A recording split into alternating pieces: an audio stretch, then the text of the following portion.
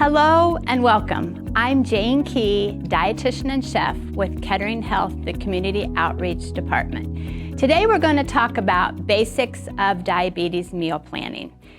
And so when you think about diabetes management, we're trying to avoid extreme ebbs and flows or peaks and valleys in your blood sugar to decrease your risk of complications in the future. The complications can affect your eyes, your heart, your nerves, your kidneys, and so on.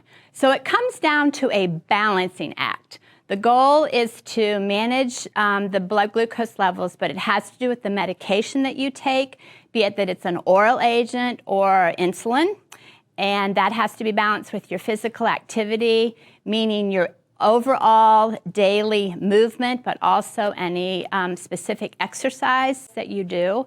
And then that balanced with the food that you consume and the beverages that you drink. So that balancing act is key. So today we're going to talk about some ideas to help you give you some strategies for planning meals for diabetes.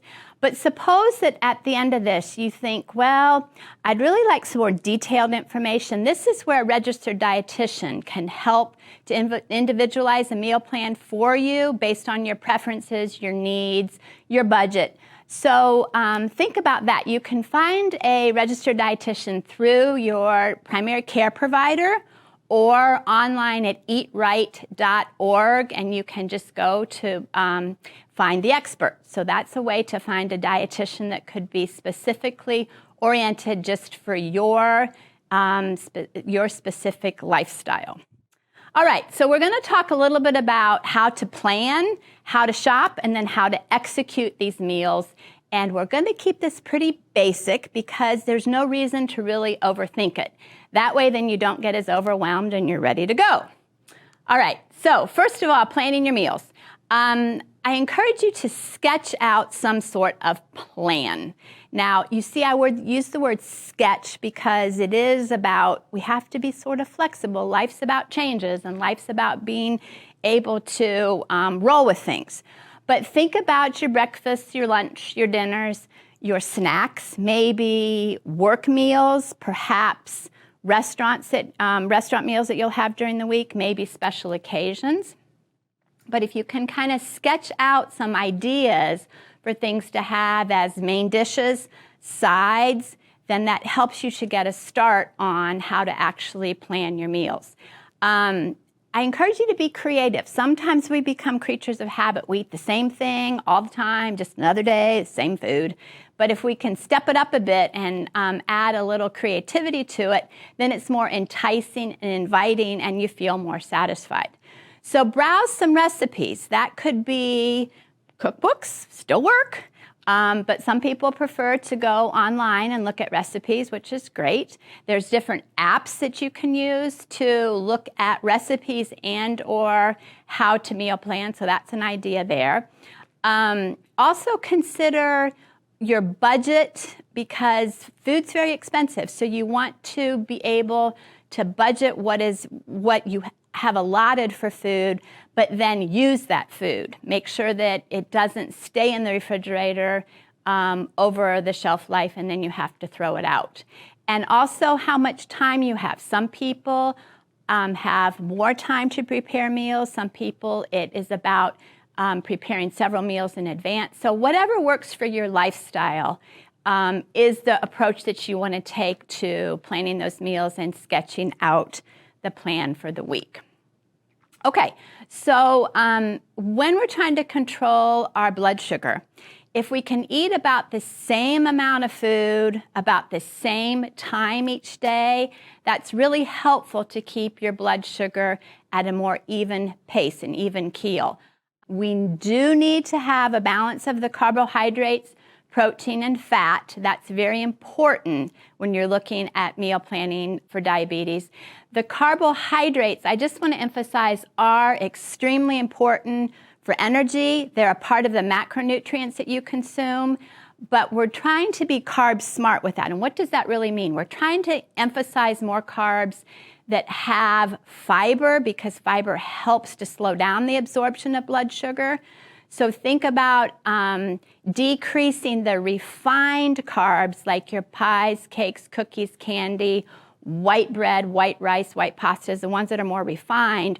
Replace them with the carbs that are higher in complex carbohydrates, higher in fiber, because that helps to even out your blood sugar. And then the fat and protein's equally important there. I always encourage people to keep some sort of food log and blood sugar log. To be honest with you, as a dietitian, this is really what people dislike the most, but it's one of the most effective ways to keep your blood sugar under control. If you monitor what you're eating, along with your exercise, along with your blood sugar, then we can make adjustments with that. This log could be paper and pencil, still works, or you can download an app on your phone. There's also, if you're on continued glucose monitoring with your insulin, then there's ways to also track your blood sugar there, and then you could keep a food log as well. Another tip to keep in mind as you're planning your meals is to measure portions. Sometimes we get a little carried away. What should be 3/4 of a cup of cereal kind of grows into a cup and a quarter. So every once in a while, all of us need a little reality check in portion sizes. So get out your measuring cups, get out your teaspoons and tablespoons, whatever it helps you, your scale if you're measuring proteins, so that you just every once in a while have a reminder of the portion sizes that you're consuming, and then how that will tie into what ultimately your blood sugar levels show. Eat a variety of foods. Okay, so this is the chef side coming out of me. Color, texture, flavors, that's what makes a meal appealing. Nobody wants to sit down to a white chicken breast with white cauliflower and a white potato, but if you see in this picture here how that's very pleasing to the eye, different colors, different textures, and we eat with our eyes way before we eat with our mouth and into the stomach. So just try to think about varieties and colors, because with those variety and colors come our helpful fibers, vitamins, minerals, the phytonutrients that help protect us from disease and helps ultimately to control the blood sugar. All right, so let's flip for just a minute to the shopping. One little tip before you actually go to the store is to list the items that you need for the week. So I encourage people to check your pantry, your refrigerator, your freezer, kind of do a mini inventory so that you know what is there, so you know what you have to work with. You're not going to waste things. Then you can make your grocery list of what you need to actually purchase at the store. So the things that you have on hand can be utilized, but then you can augment that with the things that you need to buy. When you're looking at nutrition facts labels, this is key and very helpful. You want to look at the portion size, first of all, that's on the nutrition facts label, and then compare that actually to the portion that you're consuming. Because if the portion says 2/3 of a cup, but I consume double that, then I need to adjust all the items on the nutrition facts labels by doubling them, all right? So carbohydrates, proteins, fats, very important. Sodium's important on that label. And when you're looking at packaged foods, just put a little extra focus on looking at the sodium level. Remember, we're trying to stay under 2,300 milligrams per day for most people, but if you have kidney disease or predisposed to other health issues, about 1,500 milligrams. So keep that in mind. And then also the added sugars are very important to look at. And the marvelous thing about the new food labels is under the carbohydrates, you will see that then the sugars are broken down to what is added. And the added sugars are what the focus should be when you're looking at a label. All right. So then, more about shopping. I have this cart here that you see is full of color, full of most things that grow in the ground. So that's the easy way to remember.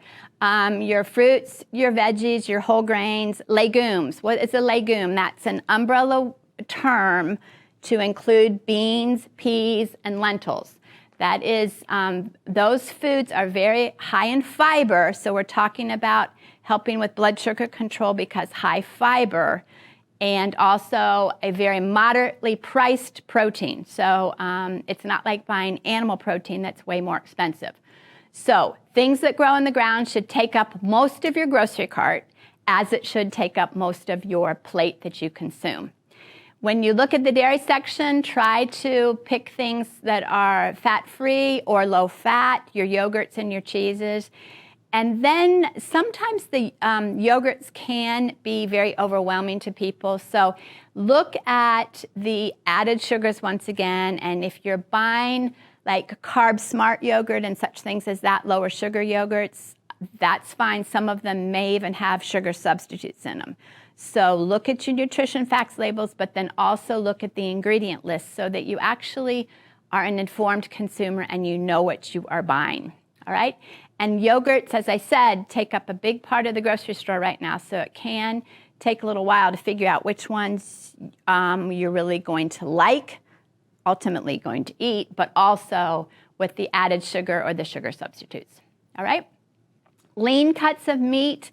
It is not that beef, chicken, turkey, pork is out. We're just trying to have less of a focus on that. It certainly can be on your plate, a part of your plate, but let's have that be like a smaller portion, and then most of the plate be a whole grain, fruits and veggies, that kind of thing, okay?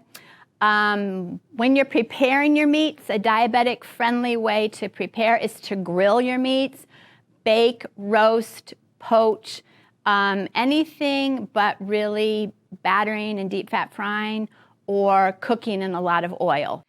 And try to put some fatty fish into your meal plans. Tuna, salmon, mackerel, trout, sardines, these have omega-3 fatty acids in them, which are anti-inflammatory, very proactive for your health, pro-health, preventive. So think about if you can have some fish maybe a couple times a week. It doesn't have to be fresh. It can be frozen. It can be canned. Ideally, if you can buy wild caught fish, that's the best, but that's not always possible depending on where you live and where your options are to shop. So frozen fish is quite fine. Fish is frozen quickly and stored. If you store it safely, then you're good to go. Okay, and not only are the dark flesh cold water fish important, but also just other of the white fish are great to add because that's a low fat protein and very appealing and very satisfying as well. All right? All right, so a little bit about being creative with things that we flavor our foods with. Fresh ground pepper is a beautiful way to add flavor. Also, the cracked pepper piece has more bioactives than using pepper that's already been ground and packaged. So think about that if you have a pepper grinder. Herbs and spices, you see the beautiful picture here. Growing herbs at home is a wonderful and easy, fun thing to do. So say you're making an Italian dish, you just go out and grab a little of the oregano maybe that you've grown, a little bit of the basil, chop it up, put it in, and ooh, the flavor is amazing. So think about that. Flavored vinegars, so not automatically using the salt shaker. You can get some very nice flavors from different vinegars like raspberry vinegar, orange vinegar, red wine vinegar. Your balsamics come dark balsamic and white balsamic. So think about that too to add seasoning in place of salt. The lemon there, it's amazing how a little bit of citrus can add just a spark to any food, salads, grains, fish. So lemons are a wonderful thing to just squeeze on, or maybe a little lemon zest. It's a great way to get some flavor without the salt. When you're using oils, think about drizzling or spraying versus pouring. So your monounsaturated fats are great to use, like your extra virgin olive oil, avocado oil, those kind of things, but we want to drizzle or spray, not automatically pour. So even though it's healthy, we're trying to watch the portions of that we consume. okay? And then when you're thinking about snacks to control blood sugar, I always like to try to combine, when we talked about a complex carbohydrate, so something like a whole wheat cracker or bread that actually has whole wheat, whole oats, or whole rye as the first ingredient. Or maybe it's a leftover grain that you have. Maybe there's some brown rice or quinoa. So combine a complex carbohydrate with a protein. So that could be a little bit of low-fat cheese, peanut butter, maybe you can also do nuts in there, but combine the complex carb with the protein. That helps to sustain your blood sugar, not have it go the peaks and valleys that we talked about, okay? Other ideas for snacks would be like fresh fruit. Think about the apple with the peanut butter would work, a handful of nuts, popcorn. You can air pop popcorn or pop it on top of the stove, and that's a great snack as well. We're trying to just do less of the refined carbohydrates that I talked about, like the chips, the candy, and cookies and that kind of thing, okay? All right, now we're ready to cook. So think about safely defrosting and storing your perishables. So if you're going to use a protein meat, keep it in the freezer until you're ready to use it, defrost it in the refrigerator, then prepare it, all right? Food safety is key here, all right? Also, your perishables, store them in the refrigerator, monitor the temperature of your refrigerator just so that you're sure that it's safe and not in the temperature danger zone.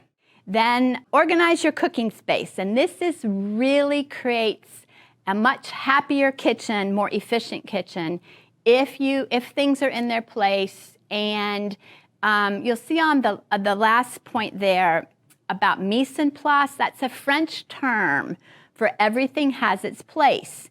And if you have all of your ingredients prepared and ready to go out in front of you before you actually start cooking, then it makes the whole procedure much more efficient, less stressful for you. So organize your cooking space, read your recipe. That's key too, because you read your different steps, you know what's coming, including all the steps in the process. Assemble your ingredients, and then you see how this cook here has, all the produce all ready to go, has the oils and things all set.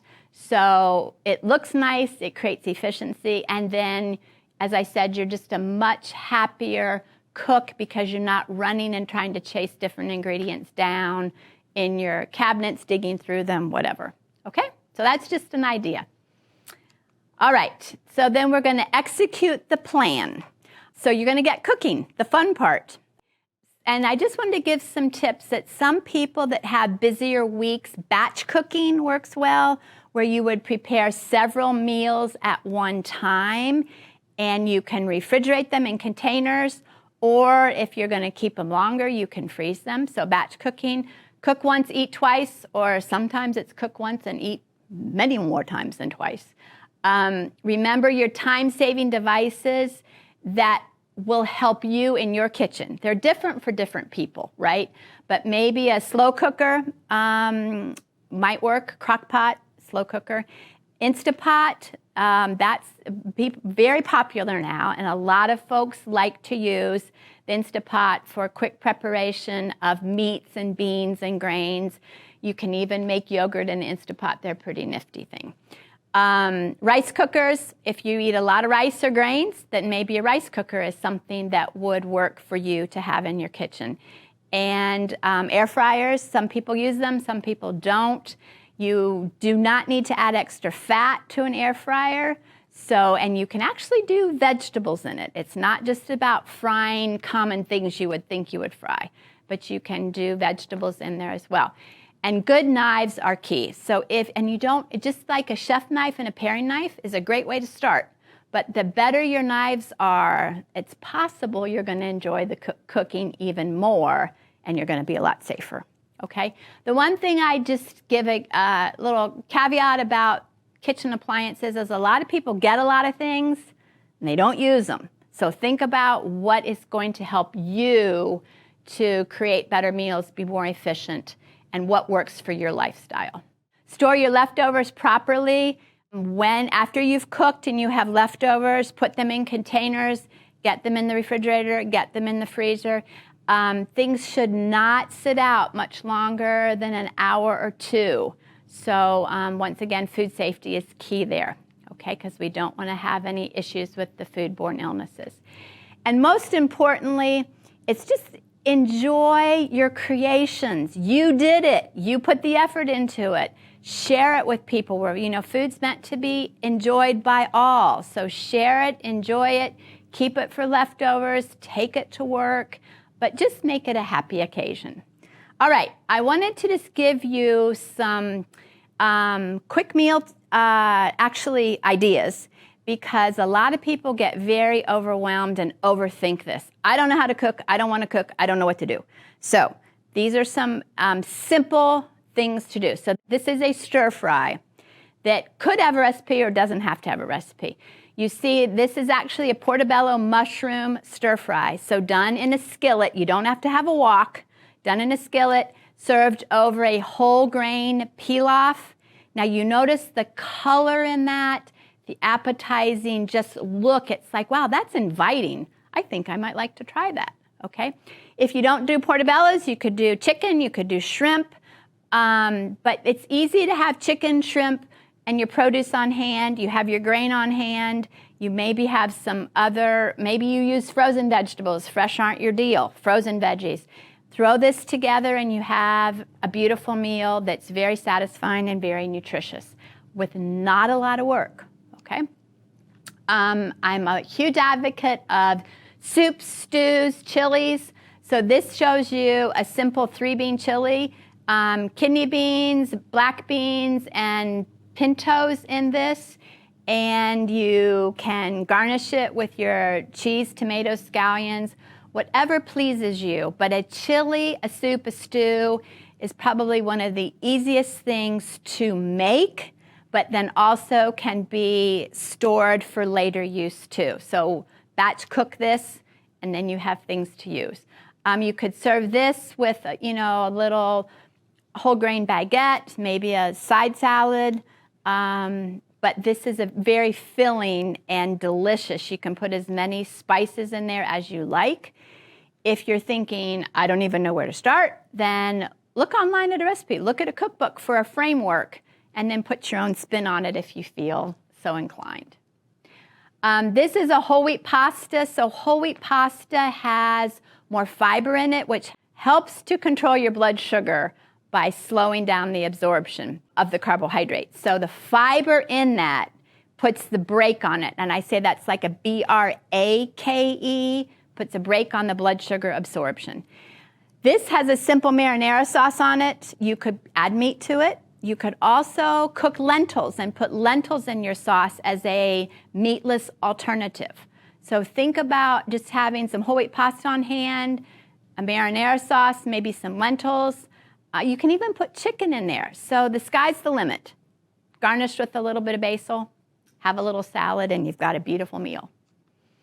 Third idea is actually to make a main dish salad where you would just chop things and you could add a protein to that. Once again, you could put some grilled salmon on it, some shrimp. You could put some chicken breast. But maybe you don't even want to do that. You could use the chickpeas. You could roast some chickpeas, tofu, put some nuts and seeds. But create a beautiful, it becomes like art. And that's what I'm trying to encourage you to just step out of the box a little bit and be a little creative. You could serve this with a whole grain breadstick maybe and some fruit, and you're good to go. Okay, this can also be packed. You could make extra salad, not dress it, pack it to take with you. And then a lot of times people say to me, I don't have anything to cook, so I have to go out.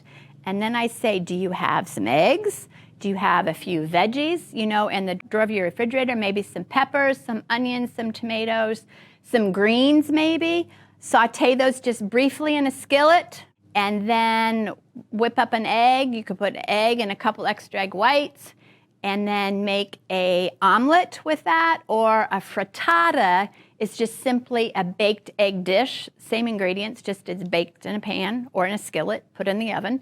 But look at this, then with the side of fruit and then some whole grain bread. And this doesn't have to be breakfast. This could be a dinner.